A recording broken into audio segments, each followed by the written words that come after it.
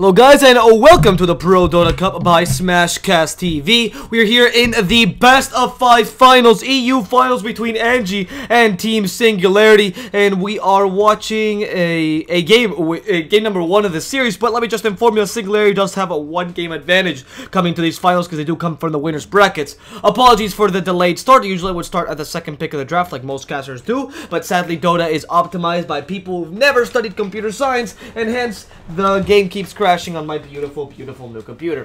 That's it. Anji versus Team Singularity here by ProDota Cup. It's a beautiful match in this draft. My name is DSwordfish. I will be your caster today. Let's see what these teams have to offer us. Usually I'm in the SEA region, but hey, I've come down for just the EU finals, and I think it's worth it. Anji are picking up the Warlock, the Sanking, the Lifesteal, and the Nyx Assassin. Team Singularity, sorry, picking up the Ogre Magi, the Batterer, and the Slaughter. The Slaughter almost seen as almost a counter pick to the possible Lifestealer and Slaughter strategy. It makes a lot of sense, frankly, but at the same time, and now they're also picking a Templar Assassin. Okay, that makes more sense. So Team Singularity in the beginning, they actually do run 2 supports, which is kind of weak in this lane because they've run 2 melee supports, and they have been buffed, but they're 2 position 4s. It's very greedy what Team Singularity is running.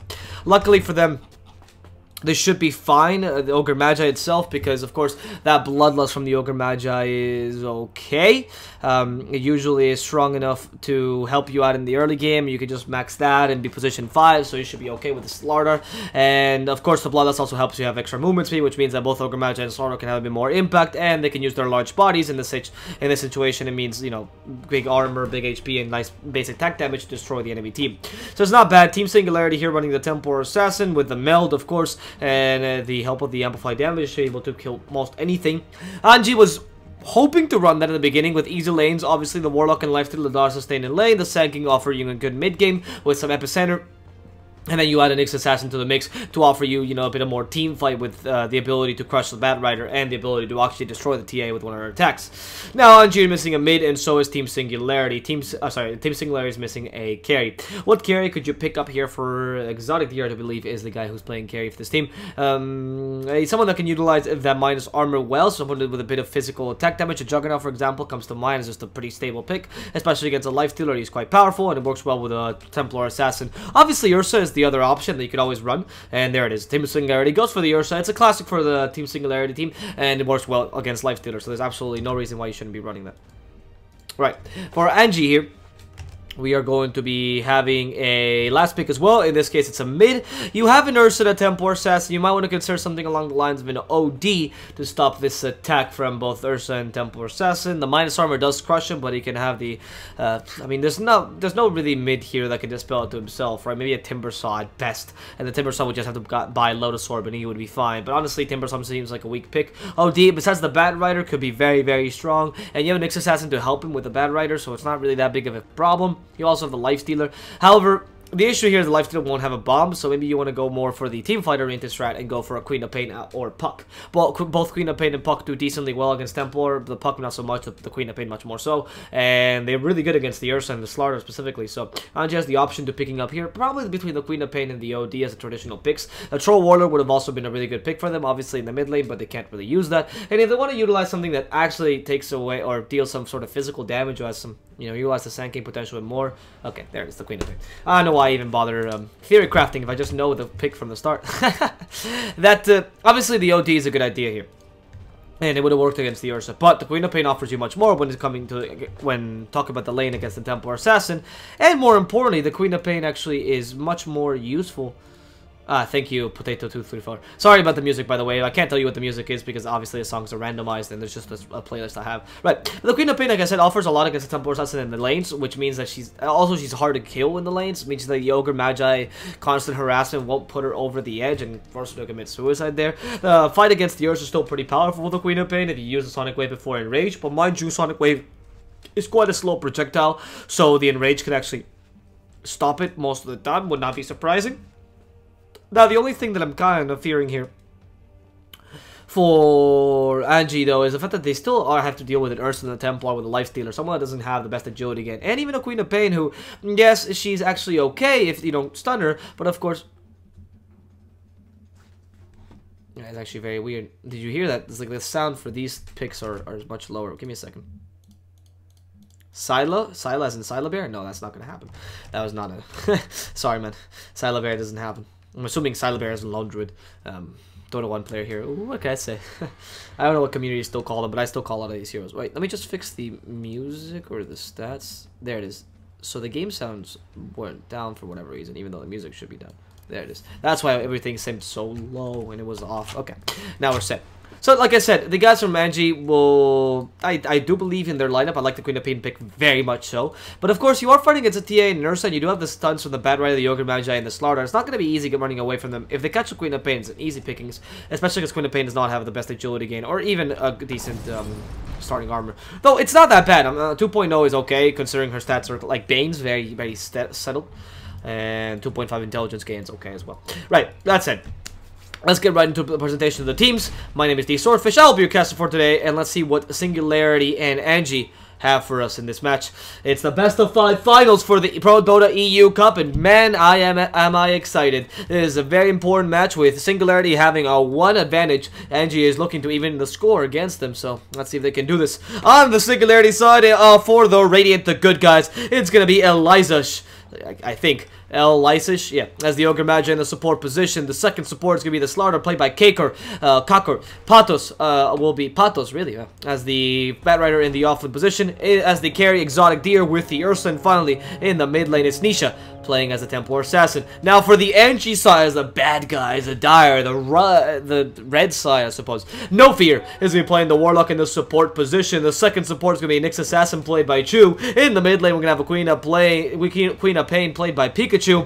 As the carry, it's going to be Sedoy on his Lifestealer, and then finally in the offlane position, Yoku will be styling with the Crixalis or Sanking. And yeah, that's a good point. Ursa versus the Warlock slow seems like a bad idea because the upheaval can really crush you, but BKB quickly fixes that, and you are very powerful again against the Lifestealer anyway. So it's not the point of, if you just see one hero and you think, oh, that's going to counter me, then you're clearly playing Dota wrong, because there's no hero that actually hard counters any other hero in the game. Not that much, not to that degree. I mean, yeah, not even. Some hard counters are pretty hard counters, and even so, like Rubik and Enigma, for example, and even so, it's not that much. You're never going to be dissuaded from, say, picking a carry, for example, just because one of the heroes in the enemy team slightly counters you, especially with just an upheaval. Right now, let's look at the lanes a bit. Nisha and Ogre Magi will be styling here in the middle lane. So for now, it's gonna guarantee a pretty decent lane for Templar Assassin, able to get a couple last hits. Those denies are so important, especially to create the XP breach between her and the Queen of Pain. Let's not forget that for every deny, you actually get a 60% XP breach with the enemy team, or a 60% difference with the enemy laner in a situation. And of course you want to build that up because the Ogre Magi is going to be soaking your XP in the beginning. Notice how Pikachu is slightly more XP than the Queen of Pain, but not by that much. They're both level 2, and that's because of the denies the Queen of Pain is getting, or the Templar Assassin is getting. So that said, this lane is not going to go too well for the Templar once the Ogre Magi leaves. At the beginning, it's going to be quite easy for the Templar Assassin. Actually, it's not a problem at all, because the Ogre Magi is going to harass Pikachu constantly, though Pikachu can always evade this with a blink and can continue the harassment with Shadow Strike. I mean, there's nothing more you can do besides that, and once the Ogre Magi starts getting a couple levels and starts using Bloodlust and harassing you, you can put yourself in a difficult position. However, the Ogre Magi decided to go for 1 level of Fire Blast over 1 level of Bloodlust. I guess the lack of Poison Orb makes it so he doesn't really want to hit anything. Starts harassing Pikachu, wants to force him to blink. It's not bad. If he had a Poison Orb, it'd be a bit better, but Pikachu is slightly faster. Okay, we've looked at that the middle lane. The delay is 2 minutes, so, well, that's the stipulated amount. Shadow Word. No Fear. Or should use Shadow Word. There it is. Good job. He's safe now. I mean, I'd be really hard-pressed to believe that the Slaughter can beat him. Exactly, he's just fine. Gives up. Right, looking at the bottom lane, we haven't really talked about this one. We have a melee carry, the Ursa against Sanking. He's going to have a really tough time. You already see the difference with the... Wow, the Ursa actually having 14 last hits to his name. Sorry, the Sanking having 14 last hits to his name. And all that the Ursa has is 3. That's not looking too good. That is not looking too good for the Ursa. Meanwhile, on the top lane, you have a Bat Rider that has been put the same amount of pressure. Lifestealer is farming much more. It seems like Anji really do have control of this early game, basically because of that Ogre Magi. The Ogre Magi being very... Sorry, not Anji. It does seem like Anji is sacrificing this bottom lane, in this case... No, wait, are they winning every single lane? Nah, I'm wrong. I'm talking about Singularity, yeah. Except for the middle lane, where they're actually winning because the Ogre Magi pick. Anji has a complete control over the game. Mainly because the Ogre Magi was forced to rotate into the mid lane. You lose one support, you actually lose a lot of power, and the enemy team can go for dual lanes. Now with the Ogre Magi actually joins the Lifestealer, though he still has the high base armor. The high HP doesn't really help him against the Lifestealer, honestly. It actually deters him, if anything. And go up against an Nyx Assassin, especially with Ignite, is very difficult, as it could lead to some serious issues from... Of course, the Nyx Assassin is Spike Carpus. Getting one level of mana burn early on so he can harass more in lane, but later on getting a Spike Carpus, obviously, and getting at least 2 levels of it so he can get the extra stun, especially for the Bat Rider. And that would be quite powerful. For now, the TA is keeping this team afloat. Team Singularity is boosting or putting all their eggs in one basket, and this basket is the TA basket. It might work for them. Meanwhile, in the top lane, they might be getting a kill on Chu. Could impale, but Chu will die anyway. The Firefly will finish him off, and apparently, not all their eggs were in one basket, because this Bat Rider already getting a kill really recovers them in terms of net worth. I mean, he got the first blood for himself, and that's quite nice. Meanwhile, in the bottom lane, they seem to want to go on Exotic Deer, but Exotic Deer already has his overpower. However, that's only one more strike left. Yoku, one more attack will kill him. Slara just needs to finish him off. No burst strike because it was just 1 second too late. The cooldown, I mean. And now Kakor is still going on to No Fear. Kaser? Please correct me on the pronunciation of this name. I'm usually from the SCA side, so I'm actually not entirely sure. Whatever. At least they will lose the Sanking. They won't get the kill on the Warlock. That's unfortunate. I mean, for Singularity, of course, but they are doing pretty well. They are pretty happy with this. Let's not forget Exotic Deer and Pikachu used to play together, so they must know each other to some degree. And, I mean, obviously the last is still going for Anji's side slightly, but the fact that Pikachu has been so harassed and the TA is getting a good amount of farm is dangerous. The Lifestealer here, like I said, is doing well himself, Sonoy, but now the harassment for the Bat Rider is starting to pile up, and Bat Rider has more levels. It's not that easy for Lifestealer to just, you know, harass him in lane. And so it does seem like Anji will be able to... you know, still do well in this early game despite the kills that they're losing. Only 2 kills for now. It's not that big a deal. Okay, Nisha is playing quite aggressively with Pikachu. You notice this now that he has multiple levels of refraction, and as soon as he notices that the Queen of Pain has no Shadow Strike or does not using the refraction, she forces it out. If she smells a Scream of Pain, she forces out the refraction and tries to get the Queen of Pain to just cancel one of her abilities. Or not really cancel, but like, you know, cancel against the magical damage. However, now that she has no mana for refraction, this is really dangerous. She still has a bottle, but it's hard to heal with a bottle with a Templar Assassin. Even with the refraction, of course. Now you have to use it. Sorry, not with a Templar Assassin, with a Shadow Strike on you. The Shrine's still available though, so Keikor and Nisha will be trying to take these Ancients. Pretty good. And, oh, sorry, we'll just be stacking these Ancients and taking them later, but it's good healing regardless. Nisha finds the haste rune, sees No Fear. Oh, No Fear. Oh, No Fear. He must hate his life. Activates the shrine. There's no TP here. The haste was wasted by Nisha, but the shrine was wasted just by No Fear so he could survive that attack. Not the best of plays. Actually, alright play, but maybe with some TPs. Of course, you can't punish a haste. That's what's so beautiful. You could just run up there and he was either dead or just done. There's no way you can punish that unless you have a stun. And of course, against the Templar Assassin, you need a lot of stuns, a lot of damage. Okay. Elijah is being slowed considerably. The Impale is not going to come out by Chu, so in the end, they're going to let him go for now. That was a pretty courier. With Pikachu in this mid lane, able to have a Sonic Wave onto Nisha as well.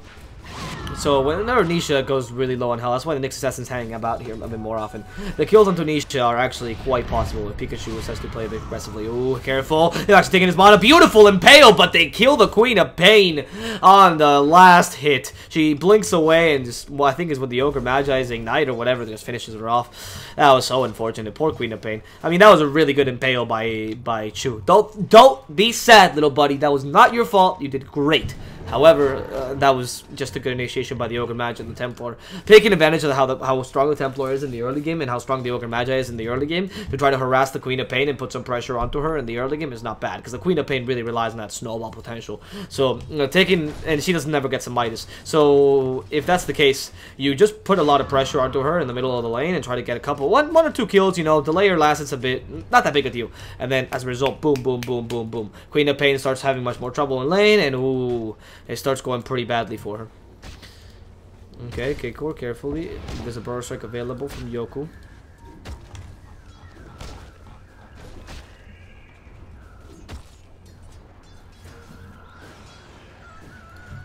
Yep, they catch at the slaughter. There's a quick Fatal Bonds. Pretty easy. Slithering Clutch as well. They can catch out Yoko. The Sandstorm, though, but not going to help him out with the dust available. And Exotic Dio will just finish off Mr. Crixolus as the now counterattack comes from Anji. This is a really good idea. No fear. They cancel out his clarity for no reason, and they kill him. Well, they're not going to kill him. In the middle lane, it seems like... Oh, wait. No fear got a kill on Cockroach. In the bottom lane? Okay, they managed to kill him with a Shadow Word only. Okay, I understand. That's what the kill came from. In the middle lane, I was going to say, I thought there was a kill happening there, but it was nothing happening there. It was just the Sanking that died in the... I actually don't know how these people keep dying. I actually don't know how these people keep dying. When I miss a kill because I'm looking at some other kill, I have no clue what's happening on the other side of the map. That's why you have a co-caster. Don't have that luxury here. Treads for the TA already finished. I mean, it's a pretty good timing for the treads. So gold per minute is alright. It's not 400, but of course, before minute... 810. You don't really expect 400 gold per minute yet on anyone. As the game progresses, then you do. That's the staple, at least for cores. Lifestealer, though, I mean, Sedoi's Lifestealer is still farming pretty well. So they should be quite happy. I mean, it's not like Anji has lost the game at all. It's just that Pikachu has not had the impact they were hoping for. The Ursa, despite getting a couple kills, honestly, Exotic Deer has very, very deplorable assets. They've really crunched him in the lane, with the Sanking just being very powerful there. And Singularity here has to recover on the Ursa, use the TA to create some space so the Ursa can recover. And, of course, utilize that Bat Rider a bit more, because he also doesn't have a Blink Dagger. But maybe a Chinese Bat Rider style of play would be beneficial here. And by Chinese Bat Rider, I mean that Bat Rider doesn't get the lasso and just goes pretty aggressively in lane, utilizing his spells, realizing he's actually one of the strongest offlaners in the world, etc., etc. You know, the typical thing. And if they play it that way, then he doesn't depend as much on the lasso or on the Blink Dagger. It can be a bit more effective against what Anji is bringing out, because they are kind of vulnerable to magical damage if they only have a stun. That's why I leveled the lasso early on. It's not a bad idea. But, oh, overpowered. Now the Yoku Burrow Strike available, or still has enrage, so they can't really catch him out. And the Amplify damage is not available, but they do have a second stun. Slithering Crush, easy kill onto Yoku. Even the enrage committed to this. I mean, okay, sure, it's a low cooldown spell, it costs no mana, there's no big deal, Exotic Deer. Sure, you took a kill onto the enemy offlaner, and he's beating you in terms of net worth, if I'm not mistaken. Yeah, Ursa's trying to even out the score, not that bad. And though, like I said, Exotic Deer is not doing too well in terms of farm right now, he could recover slightly. Spike Carpus could have saved you from some serious damage, because that was ridiculous. Meanwhile, the middle lane is still not going well for Pikachu, as Nisha continues to push and now trying to go for a kill, or at least threatening that kill. If they see some sort of offensive blink, or a blink that's not well positioned, they're going to punish that really quickly.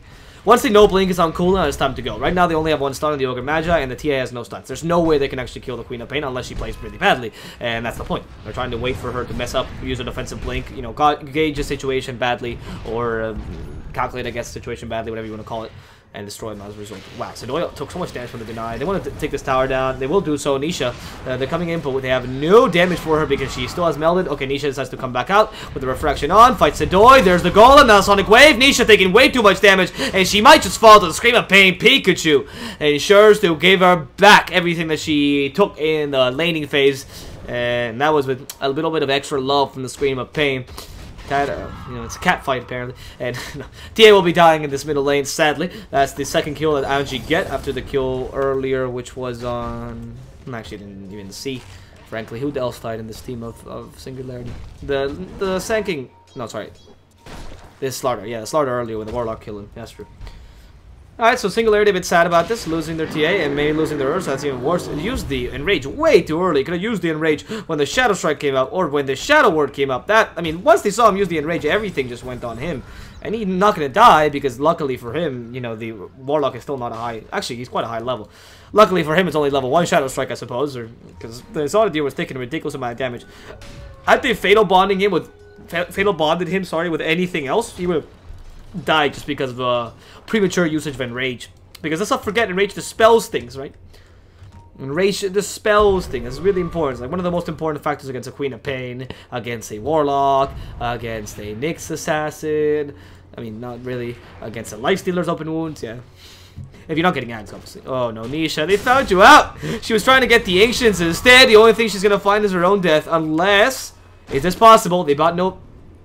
They got no vision, so Amel just crushed them. They don't even bring sentries. Okay. No Fear now stunned out. Slithering Crush. Easy kill on No Fear. They have enough damage. One last hit from the Templar will ensure this kill. And Yoku in the backline says, hey, that's a pretty courier. Why is it following me? Why is it? Oh, God. Oh, that's all planned out, isn't it? That's all planned out. Run away, says Yoku. He tries to escape with a Burn Strike, but right now he has no mana. So Kakor is just waiting for the perfect Slithering Crush to destroy him. And should I say, crush him? Yoku gets destroyed by here. SNG Singularity, good job. And they will be taking a kill onto the Quixolis, but the TA decides that, well, the threat has passed, so it's obviously time to go farm the Ancients, and it gets punished for it because Anji was predicting this. Kill the TA regardless. Of course, they get 2 kills as a price for the price of 1, but it's 1 made for support in a carry. It's not, or support in a off lane, so it's not entirely fair. On one hand, Exotic Tier does recover slightly, and with this Roshan, he'll recover even further. That's pretty good for Singularity, as they need the Ursa to start being a bit relevant. But the TA loses that initial power, and without the Desolator early, she's not going to be able to farm that well either. I mean, that Blink Dagger build early is okay, but it's not as powerful, like I said, as a Desolator early. It just doesn't work out. The Desolator early allows you to farm these Ancients much, much quicker, and these situations don't happen as often.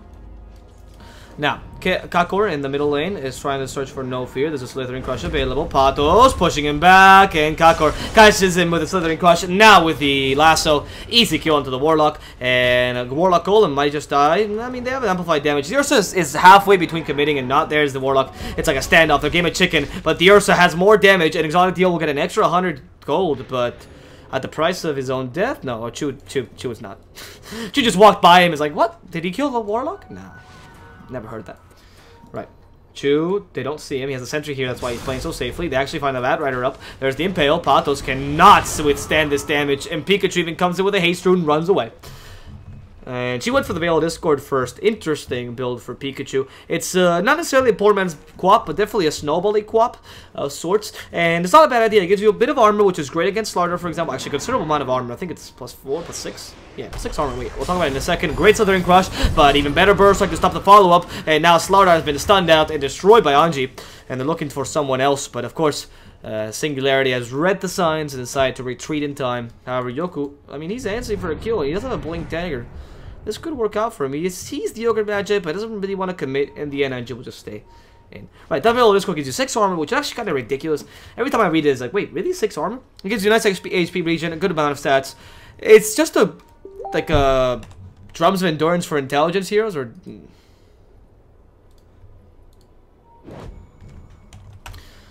it's like a Drums of Endurance. Sorry about that, I muted that. It's a Drums of Endurance for intelligence heroes, more or less. And that's not bad. I mean, it actually adds more to you than Drums, for example, does for agility or strength heroes. It's not necessarily intelligence, mind you. It's just casters, per se. Let's call them casters. So I hate that term. Magical damage dealers, right? Like Queen of Pain and Lena and whatnot. That'll go to the mid lane. Not necessarily space creators like Puck, but though he does pick up the Veil of Discord. But Lena and Queen of Pain can also pick up the Veil of Discord. And that kind of, if they want to, it's not rare, it's not common pickup, but it's one of those things where, yeah, sure, I want to snowball a bit further. I increase the damage that my team does, not only my damage, which is the important part. The Queen of Pain doesn't really care if she gets more damage from Scream of Pain. Sure, you care that you get more damage from the Epicenter, for example. And oh, Yoku brings a Life Stealer with him, but the Lasso catches the Life Stealer. And now they're going to go into the Sanking. The Amplified damage is hurting quite a lot. The Lasso ends, and Patos cannot get that kill. Yoku, though, might just die because of the damage from the Ogre Magi and Kakor. They get the first kill. The second one will be Chu, and that's the Nyx Assassin dying to the power of Singularity. A single power in this world. Singularity will be taken down. Now, most heroes in Anji, but they don't take out the basic cores, right? The Life Stealer and the Queen of Pain, they're still farming pretty well. And sadly, since the Queen of... Whoa, she's going for Solar Crest. Okay, that's new. I like the one item to transition, the Veil of Discord, to amplify the damage in your team. Like I was saying, you amplify the damage of the Epicenter, that's great. You amplify the damage of the Shadow Word, which is actually insane. If you look at Shadow Word at this level, it deals a total of 540 magical damage at level 4, right? Over a 12-second duration, mind you, sure. So, if you subtract HP regen, it's not that much. But with Veil of Discord, it becomes 540, pretty much pure damage, unless the enemy team has some sort of a magic resistance aside from the base one. So this is really good for the guys at Singularity. They're actually a really good item for them, and I just hope they utilize them more often. However, for these team fights, they keep losing because they go in 1v1 and they don't have the team fight apparently a Singularity has, especially if they get caught by a beautiful Slithering Crush. It's much easier to use than a Sanking's Burst, like honestly. Lifestealer wants to use another Infest skill. And mind you, the Infest also deals a lot of damage to the Veil with Discord, yada yada yada. The Solar Crest pickup on the Queen of Pain is the only thing that's a bit baffling. Oh no, not again, Nisha. Oh wow, Nisha was lucky with that trap. I mean, he wasn't lucky with that trap. He knew what he was doing, granted. But Jesus, he knew what he was doing. He knew that someone might come at any time. It turns out the Nick Assassin was actually waiting for him the whole time. And it proved to the poor team here that, oh no, Nick Assassin gets lassoed. But the Sonic Wave is still available. Together with the Rock, they're going to bring down the Ursa. He has no mana left. Exotic Deer, what are you fighting against? He's going to lose his Aegis. And they're ready to fight him again, though not many stuns. Burrow Strike already ready. And the Impale ready in 3 seconds. They stun him right out of the Roshan. And no need for Exotic Deer, or... yeah, not only for Exotic Deer to even be on the keyboard, honestly. He could have been AFK and he could have died anyway. And there's nothing he could do against the power of Anji. They have a great combination if they actually do catch with their initiation. It's much stronger than Singularities. And like I said, a Burrow Strike might not be as effective as Slithering Crush if you do have a Blink Tiger on the Slardar. It is certainly more effective if you get a proper team fight out. And look, Chewie might even just go for a Cockor. There it is. Was waiting for the Slithering Crush. Not going to happen. Whatever. The Impale's still available. The damage from Burst Strike, Cockor, so they're in Crush. And he knows there's no Spike Carpus. But Yoku's still following him. And the help from the Bad Rider now trying to kill off Yoku. Yoku, careful, because he's been amplified damage. He could take a lot of damage from Mr. Patos. But right now, the guys from Anji are forcing Patos to leave as they realize that, well... so as SNG realized that, well, there was a lot of TPs going on there. There's no need to fight them. Like I said, Nisha's still pretty farm, but the Ursa falling behind. The Lifestealer doing much better than he is, and of course he went for Midas, so his late game is automatically better. The Queen of Pay herself going for the Solo Crest. And why is this build? I mean, this build is interesting. It's a weird build. That was, by the way, very terrible warning. I didn't really mention it here, but that was putting his sentry here. When he had a ward here, because they did have a ward, they destroyed that ward. It was a horrendous idea by Exotic, or by the Sank. No, the Nyx Assassin. Yeah, Chu did that. Because Chu wanted to destroy this trap earlier, and he put this sentry over here. And they knew there was a... Stop camera. They knew there was a... Oh, actually, wait, there's a kill on top? No. They knew there was a sentry over here, or, I mean, around this area. Probably they thought it was going to be here, so they put a sentry right over here. Destroy this ward just by accident. It wasn't even going to... They weren't even going to do that to begin with. And also, they could have destroyed the sentry. Sadly, the team fight happened and blah, blah, blah. And so, obviously, Singularity wasn't able to actually do that. But... not the best warning. And now back to the announced the Queen of Pain Solar Crest. It's an item that we've seen on a lot of the cores. I wished that we would see it less with the new patch, but of course some people are still picking it up. It's interesting that they're going to go for the Solar Crest already, and the Queen of Pain is a powerful item, but I wouldn't say it's that powerful, especially in this new patch. Because, you know, the slight nerf to it. The Courier dies, by the way, for Singularity. However... it's not a bad item regardless. It's just weird that you are seeing 2 Solar Crest and one of them is in a Queen of Pain. Not someone that particularly deals a lot of physical damage. Mainly because her PAT is not that great. I think it's 1.8 actually, as opposed to the traditional 1.7. And on top of that, your physical damage is okay. It's just okay. It's not more than that. So right now they're going to do a little tower trade. But you're going to compare the physical damage an enemy team deals with Amplified Damage and Desolator with your Solar Crest plus Lifestealer. I'm assuming it's because you're amplifying the damage of the Lifestealer. But when you Solar Crest someone, are you going to be able to kite him like that? A Desolator pickup is really good on Sedoi, but maybe a Solar Crest here got a bit hasty. They will be able to push high ground much easier, but I don't know if that's going to be a successful endeavor for Anji with Solar Crest right now. I think they just want to go for kills. The Infest comes out. There was no need for that to happen, honestly, because Ogre Magic's dead anyway. But hey, why not? And with Desolator, Sedoi is able to take this tower much sooner with the help of Pikachu as well. And this makes it so that Singularity will be losing another tier 2. Now TPing top, it's Pikachu. With the Solar Crest, able to take this catapult pretty easily. Sedoi. Okay, so looking at Sedoi, Assault Cuirass is the next item. He's going for the full minus armor build. We see another Solar Crest coming up on No Fear. Traditional item on Warlock because he doesn't really need any more items. So Solar Crest is one of those utility items that's very good to have. They don't really stack, but at the same time, you can't have 2 Solar Crests on the same target, essentially, either good or bad, but you can't have a good one on the Lifestealer and a bad one on someone he's killing, so it's not entirely too terrible. This ward, by the way, is solving completely, but they're now backing out, so the guys at IG will not be losing anyone against Singularity in this specific matchup. It does seem like that one game advantage is not going to benefit Anji too much, or it's not going to benefit Singularity too much. If they lose it the first game, it's just like, well, that's done. Now we're an even playing field. Well, I guess it is going to benefit them, because, of course, Anji would have had one above them otherwise. Well, you get the point. It's just not that big a deal. I was thinking it's gonna be like a 3-0 or something crazy, because Singularity obviously had the mentality to win, but it seems like Anji really doesn't care about that. They come here prepared, and they've come here to attack and destroy on Singularity, and that's what they're gonna accomplish for now. I mean, the Queen of Pain is quite happy. The worst part about this team that Anji decided to draft is that, or not the worst, the best part actually, they actually have a great late game. They have a great late game with the Queen of Pain, the lifesteal, the team fight of a Nyx Assassin and a Sanking is still pretty relevant in the late game, even though you don't need the damage from them, etc, etc, and the Warlock as well. So, Singularity here will have to win this game soon, and that's not what they want to do. Not soon, mind you, soon refers to the next 20-30 minutes, but of course, with only a Templar Assassin reaching her late game in time, and her becoming a huge class cannon, despite her decent agility gain of 2.3 per level, it's, like I said, not that great. Honestly, it's close to the 2 per level that some bad heroes have. It's only a point. It's actually 0.1 less than the Juggernaut, who was someone that relies on his higher BAT. So the Templar herself is not the best hero in terms of grinding armor, and the Lifestealer can really crush you. Her low HP doesn't really help the Lifestealer too much, but of course the Queen of Pain is there for that as well. The Queen of Pain can destroy and burst low HP heroes like a Templar Assassin. All you have to do is take away the refraction charges, and then they're done. So right now, the guys from Singularity are just losing I guess losing ground slowly, but steadily. Like I ever watched or heard of what the Romans used to do when they used to fight, or the Romans or when they used to fight in melee combat. It used to be like lines in combat, right? And essentially, it would just be people actually just pushing each other, seeing who can get to the farthest end first. Frankly, that was it. And if you were to hold your ground, there was a team that charged and a team that held your ground. And when the team that charged, the whole point was that with the charge force, you'd be able to just, destroy them. There's like 40,000 soldiers attacking. Oh yeah, okay. No Fear's gonna die. Doesn't even drop the base before he does so. Keikor, though, with the Solar Crest, losing a lot of HP. Pikachu wants to use a Sonic Wave. Thinks about it multiple times. Realizes it's a bad idea. Decides to retreat.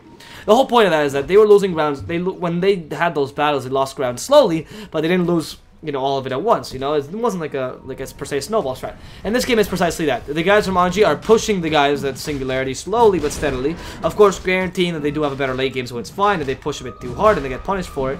However, oh no, the Epsilon's coming in. That's gonna destroy both the poor Ursa and the TA. The two damaging cores of the enemy team done. It's only Patos here to carry their flag. Now the Slaughter also dies. Patos follows in their footsteps and goes down to the Realm of the Dead. And now Pikachu just wants to get that last kill against the Ogre Magi. It's a team wipe. Anji completely take us against Singularity, and fuck my Roman metaphor, because that just became from a push to a complete shove. Now Singularity was on the ground asking for help, surrendering against the attack of Anji, because that's a Roshan lost. That's 5 people lost. That's an Aegis and Cheese lost. Yeah, because there's a second Roshan already in the game, so it's gonna help Anji way too much. And they can now even take towers. They're taking advantage of the Desolator and the Assault Cuirass, which is gonna build up, and they have so much minus armor to go down on towers. It's not even funny. So frankly, that was really good by the guys at Anji. It was fantastic. But at the same time, I mean, it was really good against what Singularity did. It was a strong, powerful decision to go into the Roshan at that time with the Epicenter, even if it wasn't done, because your whole point was that you could take them on in any circumstances. And they really did take advantage of the, I guess, advantage that they have in the early game. Because, I mean, in this game, not because of the draft. Like, their advantage is pretty high in terms of teamfight, too, because of the Sanking to some degree, and they're utilizing that pretty well. They dropped the base pretty early there in that teamfight, but it worked well because the Golem was able to do more damage, and they're not missing stuns, they're missing damage, and that worked out well for them. Now, the Assault Cuirass for Sidoi is going to come out very, very soon, and they're going to have even more pushing power. The only issue they have right now is that really it's only Sidoi that's actually hitting these towers. With the Solar Crest, they should be able to push high ground a bit more safely, but it's not going to be that easy for them either. I was hoping that they would just, mow down the structures really easily. Minute 26, a difference of 9,000 net worth is still not that big a deal. It's not decided by any means. The guys from Singularity can definitely come back. Losing that Roshan, though, was quite big. And okay, they go on to the Queen of Pain. I think the Templar came a bit late and was hoping to attack them. Meanwhile, Patos actually dies in the bottom lane, or in the top lane. He decided to go on to the Ursa, or was farming creeps or something. It didn't work out for him. Because, well, he got killed, obviously. Chu, meanwhile, giving a bit of vision, using the Vendetta. They see him, amplify damage. He gets a pretty good stun, has to use the Impale. They stun him way too much. They stun him way too long. The Nyx Assassin dies. The base is dropped. Base is dropped. And they can find the Slaughter Kakor with no armor onto his persona. Honestly, how much minus armor does he have? Minus 17. Jesus Christ. That kid just lost his helm and put him up his ass over there. Elijah now losing the same amount of armor. Minus 13. He can't do anything against the damage the Queen of Pain is putting out. Even the physical one, because that minus armor is too much. And the guys from Anji will be taken down two heroes with the same Singularity together with a Bad Rider earlier on. There goes their initiation and their team fight pretty much. And the Assault Cuirass is now finished on the Life Stealer, ready to rumble. The Shiva's also ready on Pikachu, who's going to be able to take down almost anyone in Singularity. And that Shiva's is also going to really help stop the Ursa and the TA to some degree. Cancels the Blink if she's not refracted, which is likely, considering you don't want to get Shadow Strike.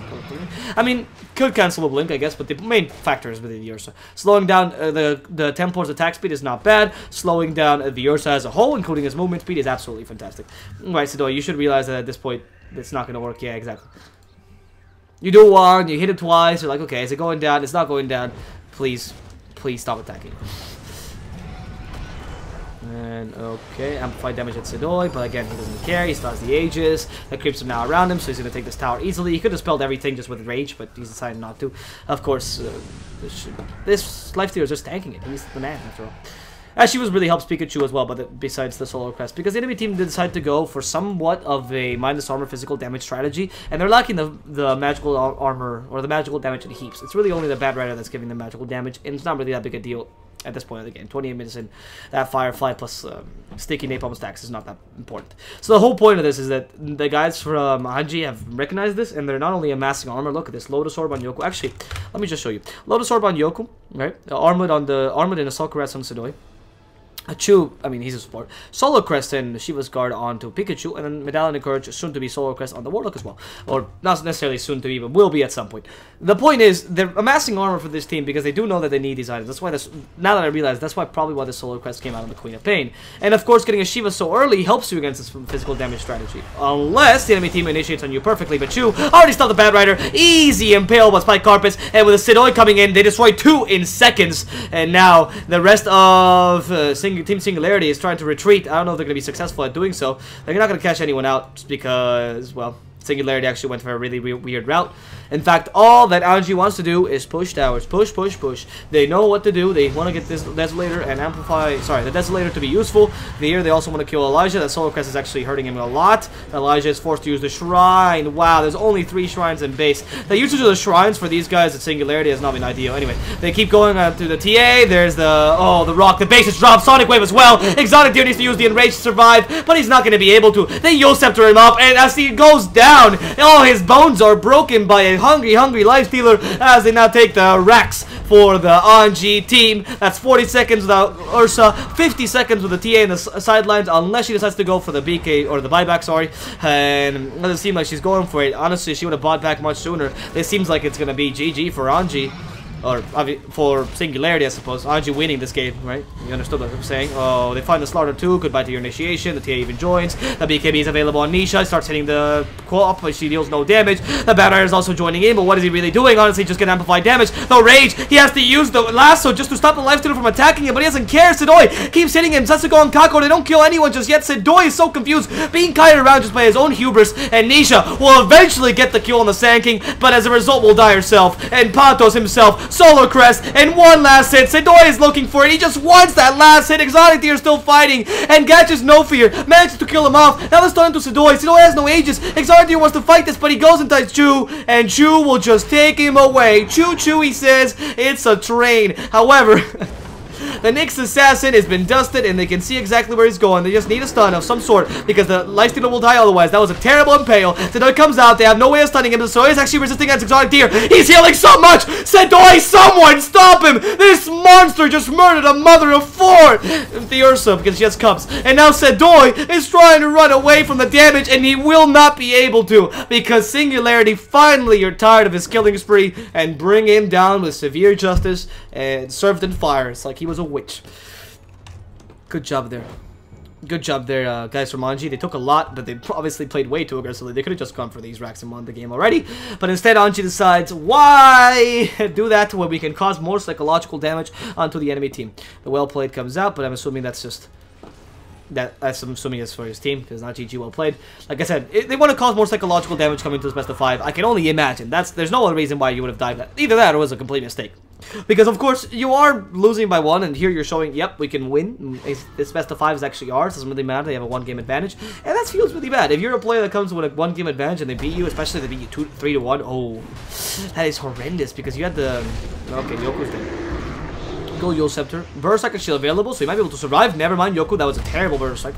But of course, it wasn't. It's pretty low range. I forget that they nerfed it, so in the end, Yoku has to die. Didn't hit the Ursa with a Burst Strike. That was the whole point of it. He should have stunned him out or something, because, like I said, it's not that great of a range anymore.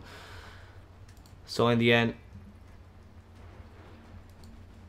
they do lose the Sanking, and they are losing a bit of. I mean, they're being taken a bit apart in this early game. I don't think they want to fight this too long, because they're going to start receiving psychological damage. I mean, seriously, this is a game that was pretty much guaranteed win, and they decided to dive the fountain.